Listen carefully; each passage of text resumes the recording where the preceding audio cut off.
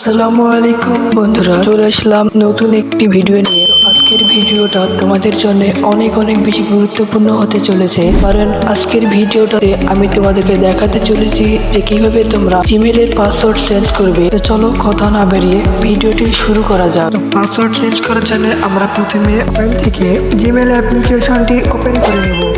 And open করার পরে আমরা উপরে ডান দিকে জিমেলটিকে দেখতে পাবো, সেখানে একটি ক্লিক করব। দেন আমরা দেখতে পাবো ম্যানেজ ইওর গুগল অ্যাকাউন্ট, তো এখানে একটি ক্লিক করে দিব। তো এখানে ক্লিক করা হয়ে গেলে আমাদের কিছুক্ষণ লোডিং, ততক্ষণ আমরা অপেক্ষা করব।